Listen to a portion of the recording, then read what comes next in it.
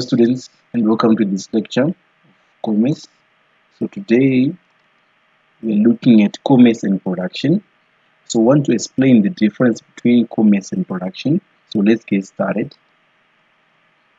Okay, so commerce and production are intricately linked elements within the economic system, each relying on and influencing the other. So we're looking at commerce and production. Um, each relying and influencing the other, which means we can't have commerce without production, and with the production alone, commerce can, without commerce, then production can't be complete. So we're looking at the idea that they're relying and influencing on each other, which means that the one cannot work without the other. So which means when you talk about mutual dependency, we're trying to say commerce and production have a symbolic relationship, meaning to say production generates goods and services. That's what production does. And commerce facilitates the distribution and the exchange of this product in the marketplace. So commerce allows production, the goods and services that has been produced to reach the marketplace where they are exchanged. This is where the distribution, the facilitation is happening. The distribution and the exchange of these goods and services happen in the marketplace, which is done by commerce. When production is whereby we produce or we generate goods and services. So that's why we're saying that there is mutual dependence. Meaning to say production takes place and generates goods and services, but we have to wait for commerce to facilitate the distribution and exchange of these good products in the marketplace where the buyers and sellers meet. So without production, there will be nothing to trade because commerce facilitates trading. So without production, if you don't have something that you have produced, we can't have some. We can have nothing to trade. At the same time, and without commerce, produced goods might not reach the consumers efficiently. Meaning to say that commerce is the one which look at the distribution of those goods and services to reach the final consumer. So without commerce, we can't have production or the produced goods reaching consumers efficiently. So that's the issue of mutual dependency, how they are linked together. They are intricately linked elements. Then we have supply and demand. So when you look at supply and demand, production responds to consumer demand. As you know, demand is the willingness and ability of the consumer to buy a particular product at a given price. And commerce plays a vital role in connecting producers with suppliers, which means that commerce is the one which is facilitating the distribution, whereby we are looking at the producer being able to be connected with the consumer, which means production has to be responding to consumer demand, which means producers have to produce what the consumer wants, which means that the interaction between supply and demand, as you know, supply is the ability and willingness of the supplier to produce a particular good at a given price over a given time period.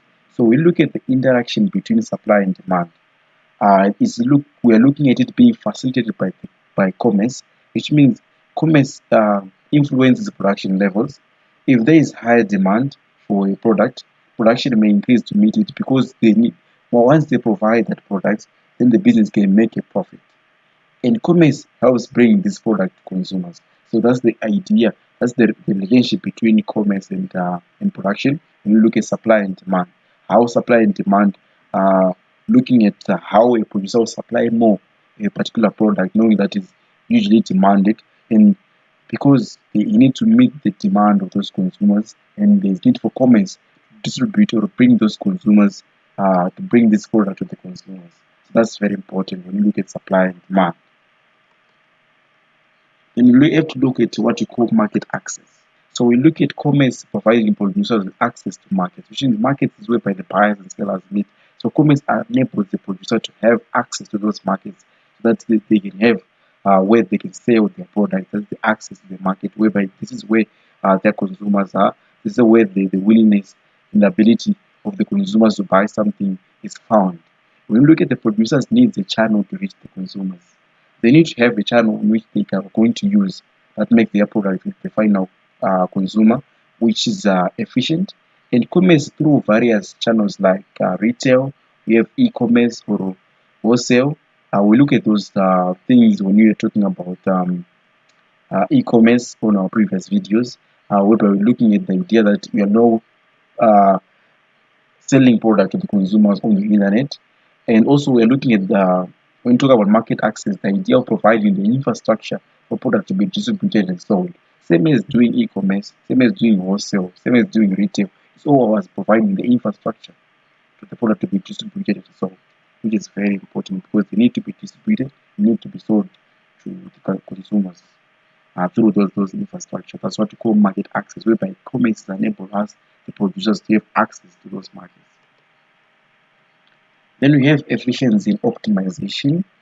When you look at efficient commerce practices, can lead to a more optimized production process, which means when you look at efficiency, we're looking at a sustainable way of providing a particular product or service.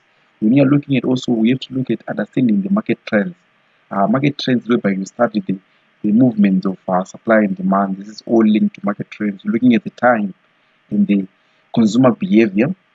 This is supply and demand, and the supply chain dynamics, how we are going to supply a particular product. Supply chain management through commerce channels allow producers to streamline their production, which means they can be able to see what the amount of time that is needed, and also how much product are they going to be able to supply, and also paying attention to the consumer behavior. How are they behaving?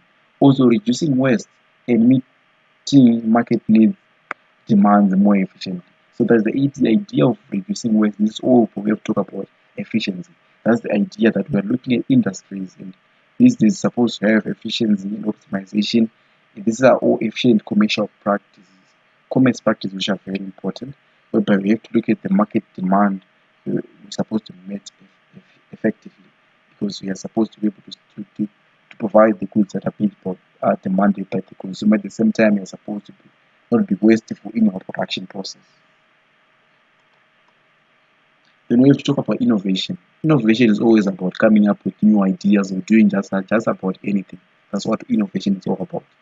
So we look at production and commerce often drive each other's innovation, so which means these two things are often the drivers of each other's innovation. As new production techniques or technologies emerges, commerce adapt to incorporate this innovation, because we talked about the idea that there is a mutual dependency. We can't have production operating alone without commerce. We can't have commerce operating alone without production.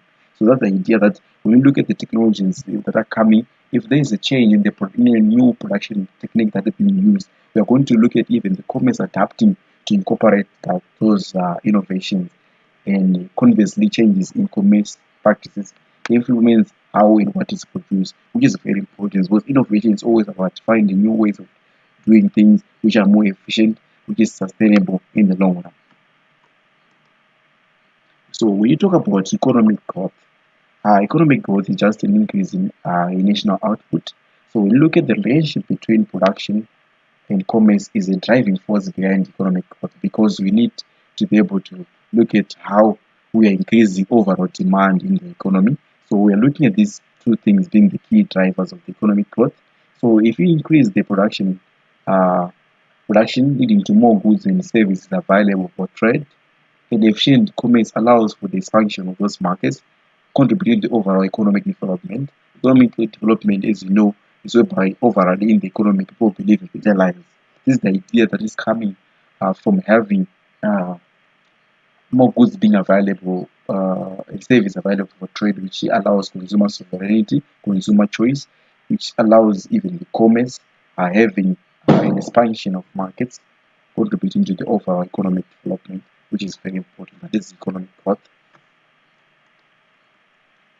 Then we have employment opportunities. So we have to look at commerce and production. When we increase the overall output in the economy, as you know, employment is driven by the increase in national output, whereby we are going to increase the employment, because we want to increase the productive capacity of the economy, because every employee will have an output that is going to contribute once it's being employable, once the production is increasing. So both commerce and production generate employment opportunities.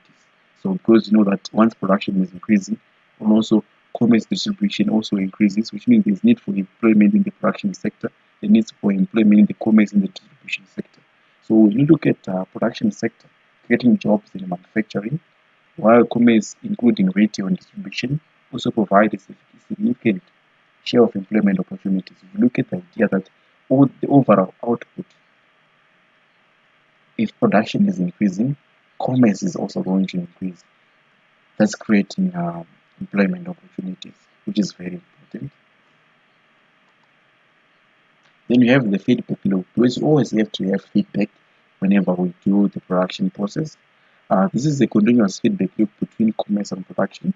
Consumer feedback is very important because we need to know how are they responding to the goods and services that are provided them, and how are they also responding to the distribution channels that you are using. Are they flexible with it? So we're looking at consumer feedback gathering through commerce channels can inform producers about preferences, what they prefer, what do they want existing, what consumer want to have to exist. Then the companies in focus on those preferences of the consumers, and allowing them also to adjust and innovate in response to the market demand. Because it's supposed to be to respond to that market demand, in knowing that this certain product is needed by this particular amount, so that they must know how they can be able to adjust. This is all in line with the feedback loop, which is very important. Because as you know, we're looking at the customer, they submit the feedback, and the company reviews the feedback. Then we have the third option, which is the company responds to the feedback, which is very important.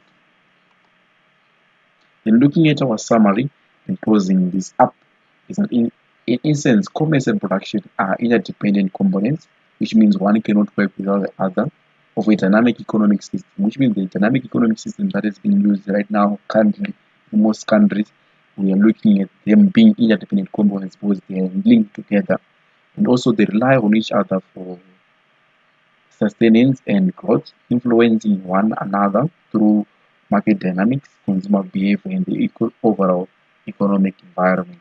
So we are looking at them being the key drivers of economic growth, and also the key drivers of predicting the consumer behavior, and also key drivers of overall economic environment, how they are responding to the environment that they are being practiced, the production and the commerce. We're looking at the distribution of that particular product and service, how the economic environment overall is responding to production and commerce. And we have a practice question that we have you can practice on your own, explain the relationship between production and commerce. It's a 10-mark essay, so go and practice and have a good time